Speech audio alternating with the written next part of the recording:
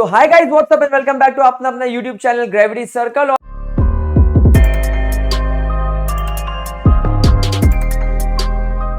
Sir हम है bio के स्टूडेंट, हम केमिस्ट्री पढ़ सकते हैं, लेकिन सर मेजॉरिटी ऑफ द बच्चों का ये वाला जो सब्जेक्ट होता है वो वीक होता है।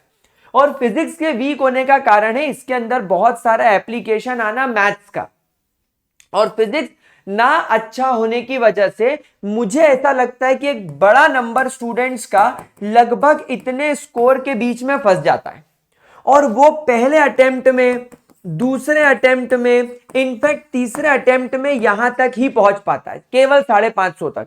लेकिन हमारा बायो सर बहुत स्ट्रांग है। बायो एनसीईआरटी में आप हमसे ह्यूमन फिजियोलॉजी से कहीं भी कुछ भी उठा के पूछ लो, हमसे केमिस्ट्री का बायोमोलिक्यूल्स कहीं से भी उठा के पूछ लो, हम जवाब दे सकते हैं। और यार डॉक्टर बनने के लिए चाहिए क्या? क्या बॉटनी चाहिए? नहीं चाहिए। क्या फिजिक्स चाहिए? नहीं चाहिए। या केमिस्ट्री चाहिए? नहीं चाहिए। केवल बायो चाहिए और बायोमोलिक्यूल्स चाहिए, और सर वो तो हमारा स्ट्रांग है। मतलब हम एक अच्छे डॉक्टर बन सकते हैं, लेकिन हमारे इंडिया के जो टेस्टिंग का तरीका है, फिजिक्स घुस जाने की वजह से, केमिस्ट्री के कुछ ऐसे पोर्शन घुस जाने की वजह से हम नहीं बन पा रहे। तो सर क्या हम डॉक्टर नहीं बन सकते? अगर तुम्हें डॉक्टर बनना है तो आज के वीडियो में तुमको जवाब मिलेगा, और वो जवाब है हाँ, आप डॉक्टर बन सकते हो।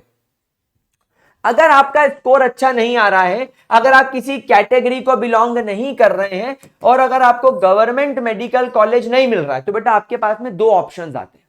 पहला अब्रॉड, दूसरा प्राइवेट मेडिकल कॉलेज। आप ये दोनों में जा सकते हैं, लेकिन इन दोनों में जाने के लिए एक बात बता दूं, ऐसा मत सोचना कि नीट क्वालिफिकेशन की जरूरत नहीं है। आपको नीट क्वालिफाई करना पड़ेगा। और आप देखते ही हो कि जनरली वो 137 150 मार्क्स में बोलते थे कि आपने क्वालिफाई कर लिया है। हमको वो वाला क्वालिफिकेशन चाहिए। ऐसा मत करना कि नीट में 10-15 नंबर ला रहे हो, 25 नंबर ला रहे हो, डॉक्टर बनने के सपने देख रहे हो। नहीं, आप लोगों के लिए नहीं है ये। तो अगर आप नीट क्वालिफाइड हो, 150-200 नंबर आ रहे हैं, और आपके स्कोर कार्ड में लिखा है जब आप क्वालिफाइड हो, तो आप अब्रॉड से भी एमबीबीएस कर सकते हो, आप प्राइवेट मेडिकल कॉलेज से भी एमबीबीएस कर सकते हो। अगर मैं प्राइवेट मेडिकल कॉलेज की बात बताऊं, तो बेटा देखो, प्राइवेट मेडिकल कॉलेज जनरली वही लोग अफोर्ड कर पाते हैं जो ऑलरेडी फाइनेंशियली बहुत स्टेबल होते हैं। ठीक है, अफोर्ड कर दिया मैंने, अफोर्ड को जल्दी जल्दी में यही होता है। तो अगर आप किसी प्राइवेट मेडिकल कॉलेज से एमबीबीएस कर रहे हो, तो बेटा उस कॉलेज की फीस 50 से 70 लाख के बीच में कहीं ना कहीं होती है, बहुत एक्सपेंसिव। और आपके दूसरे खर्चे भी होंगे भाई, क्योंकि यहां पर आपके मान के चलो 6 से 6.5 साल हमको हमारी घिसनी है। तो यहां पर हम लोगों का कुल मोटा मोटा खर्चा 70 लाख से 1 करोड़ के बीच में बैठता है।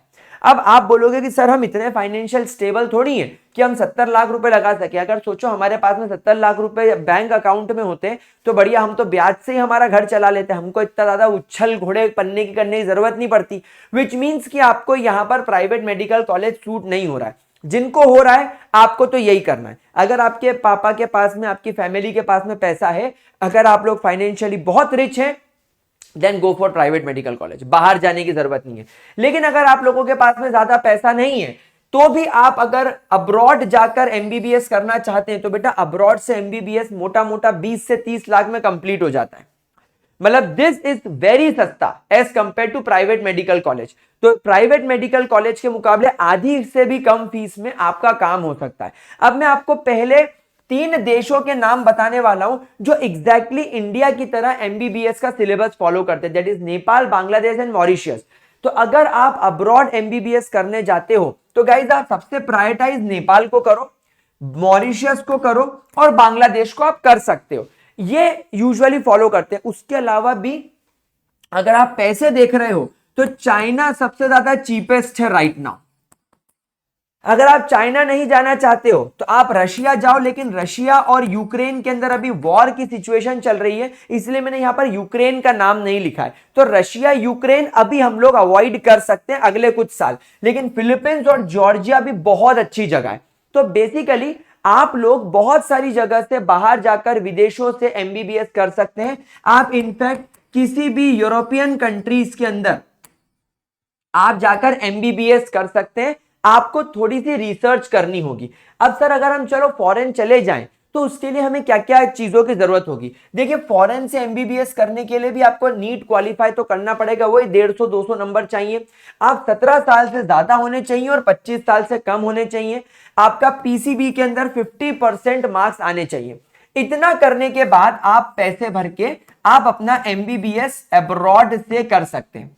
लेकिन सर अब्रॉड से एमबीबीएस करने के बाद अगर मैं अपने देश आना चाहूं और यहां आकर प्रैक्टिस करना चाहूं तो क्या होगा? तो बेटा यहां पर आप लोगों को एक टेस्ट पास करना होता है जिसे बोला जाता है FMGE test, foreign medical graduation examination. इसके अंदर एक रफ डेटा ये कहता है कि केवल 20% लोग ही सिलेक्ट हो पाते हैं। खैर ये बात की बात है, आप लोगों को अगर एमबीबीएस करने जाना है तो गाइज आप डॉक्टर बनने जा रहे हो, आप अपना सपना पूरा करना चाहते हो, आप अपने देश को, अपने शहर को, अपने माँ बाप को छोड़कर इतनी दूर जाते हो पढ़ने के लिए just for one dream MBBS. तो अगर आपका ड्रीम एमबीबीएस बनने करने का है, डॉक्टर बनने का, तो गाइज आप पहले दिन से वो 6 साल के ड्यूरेशन में आप इतनी मेहनत करो, इतनी मेहनत करो, इतनी मेहनत करो कि साला ऐसा फोड़ो कि ये एफएमजीई एग्जाम इंडिया में आके क्रैक हो जाए। और ये क्रैक हो जाती है, कोई बड़ी बात नहीं है। इस एग्जामिनेशन से क्या होगा? आपको लाइसेंस मिलेगा इंडिया में मेडिकल प्रैक्टिस करने का, इंडिया में अपना प्रैक्टिस जमाने का। लेकिन केवल बात एफएमजीई तक नहीं रुकती है। यहां पर आजकल मेडिकल काउंसिल्स ने एक बहुत इंपॉर्टेंट रूल बना दिया है कि भले ही आप इंडिया से एमबीबीएस कर रहे हो, आप गवर्नमेंट कॉलेज से, प्राइवेट कॉलेज से या अब्रॉड से एमबीबीएस कर रहे हो, आपको एक एग्जाम और देना पड़ेगी जो अब्रॉड से आने वाले बच्चों को एफएमजीई टेस्ट देना है। उसके साथ साथ आप लोगों को एक टेस्ट और देना है जिसे बोला जाता है नेक्स्ट टेस्ट, NEXT। इस टेस्ट का मतलब यह होता है कि जब आप लोग अपना एमबीबीएस कर रहे हो उसके बाद में एक एमसीक्यू बेस्ड एक टेस्ट होता है जो आपको एलिजिबल बनाता है इंटर्नशिप करने के लिए। यानी आप देश में एज अ डॉक्टर इंटर्नशिप कर सको, किसी हॉस्पिटल में किसी डॉक्टर के अंडर काम करके क्लिनिकल प्रैक्टिस सीख सको। और ये टेस्ट आप 10 साल के अंदर अंदर दे सकते हो। फॉर एग्जांपल अगर आपका 2024 में एमबीबीएस के अंदर सिलेक्शन हो गया और आपने एमबीबीएस स्टार्ट करा तो ये एग्जाम आप 2034 तक नेक्स्ट वन दे सकते हो। यानी कि इसका मतलब यह है कि सर हमारा एमबीबीएस करके और सब कुछ मिलाकर अगर हम लोग यहां पर 6.5 साल तक तो एमबीबीएस में लगे रहे, या चलो हम लोग 6 साल तक तो एमबीबीएस के अंदर लगे रहे, इसका मतलब है कि हमको नेक्स्ट क्लियर करने का केवल 4 साल का समय। तो एमबीबीएस करते करते नेक्स्ट की प्रिपरेशन भी करनी होगी, बहुत पढ़ना पड़ेगा। और उसके बाद में जब इंटर्नशिप खत्म हो जाती है तो एक पास और फेल का प्रैक्टिकल एग्जामिनेशन होता है जिसे नेक्स्ट 2 बोला जाता है। इसके बाद आप फिर अपनी प्रैक्टिस इंटर्नशिप के बाद इंडिया में शुरू कर सकते हो। तो नेक्स्ट 1 नेक्स्ट 2 भी देना होगा और FMGE टेस्ट भी देना होगा। अब एक बहुत इंपॉर्टेंट बात, अब्रॉड से एमबीबीएस करके आओ, कोई चिंता वाली बात नहीं है, लेकिन कुछ पॉइंट्स का ध्यान रखो। पहली बात, आप लोगों को कॉल्स आएंगे जब आप लोगों का नीट हो जाएगा, जब आप लोगों का रिजल्ट आएगा, तब आप लोगों के पास में ऐसे कॉल्स आएंगे जो कहेंगे जल्दी करो, 1 सीट बची है, जल्दी करो, फिलीपींस में केवल 4 सीट बची है, जल्दी करो, रशिया में केवल 2 सीट बची है, जल्दी पैसे भरो। नहीं, सोचना समझना और पहले यह देखना कि वो देश जहां तुम एमबीबीएस करने जा रहे हो क्या वो इंडिया के तरह का 5.5 + 1 ईयर का या 6 + 1 ईयर का कोर्स चला रहा है। कहीं वो 4 साल में तो नहीं निपटा दे रहा है, कहीं वो ज्यादा लेंदी तो नहीं है। प्रॉपर उनका टेन्यूअर ड्यूरेशन देखो। दूसरा, आप प्रायोरिटी उन देशों के कॉलेजेस को देंगे जो एग्जैक्टली इंडिया की तरह एमबीबीएस का सिलेबस चलाता है। इससे आसानी यह हो जाएगी कि जब तुम इंडिया आकर नेक्स्ट 1 नेक्स्ट 2 या एफएमजीई टेस्ट दोगे तो आप लोगों को जो पढ़ाया है, जो आपका सिलेबस है, उसी में से आएगा। तो यह आपकी साथ साथ प्रिपरेशन करने में मदद करेगा। देन वो कंट्री स्टेबल होनी चाहिए। यूक्रेन में देखा क्या हुआ, मेरा एक फैमिली फ्रेंड यूक्रेन में फंस गया था, 25 दिन तक बर्फ में वो छुप छुप के चला। अल्टीमेटली वो एक कौन सा देश था मुझे नाम याद नहीं आ रहा, उसकी बॉर्डर पर गया, वहां से फिर उसको इंडिया ने मतलब प्लेन वगैरह भेज के बुलाया। तो हमको ऐसे देशों में नहीं फंसना। इसीलिए जैसे मैंने अभी आप देखो लिस्ट में यूक्रेन का नाम नहीं लिखा है, मैंने रशिया का नाम जरूर लिखा है, बट मैं अभी उसको आपको कहूंगा कि ज्यादा फॉलो मत करो। इनफैक्ट चाइना भी मत फॉलो करो, वो चाइना भी भरोसे लायक नहीं है। नेपाल अच्छा है, बांग्लादेश भी अच्छा है, मॉरिशियस तो बहुत ही अच्छा है, जॉर्जिया बहुत अच्छा है, फिलीपींस बहुत अच्छा है, यूरोप के बाकी सारी कंट्रीज अच्छी है, ज्यादा ऐसी जगह मत जाओ जहां कभी वॉर छिड़ जाए। एंड गाइस उसके बाद में भी वाइसली डिसीजन लो।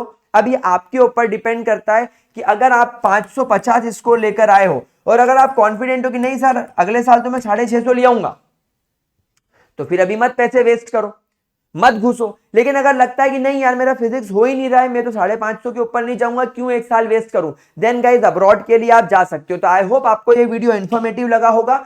आप चैनल पर पूरा नीट का आपको सिलेबस केमिस्ट्री का पढ़ाने के साथ साथ इस तरीके की भी इंफॉर्मेटिव वीडियोस मिलती रहेगी। तो see you in the next video, bye bye, thank you so much for joining.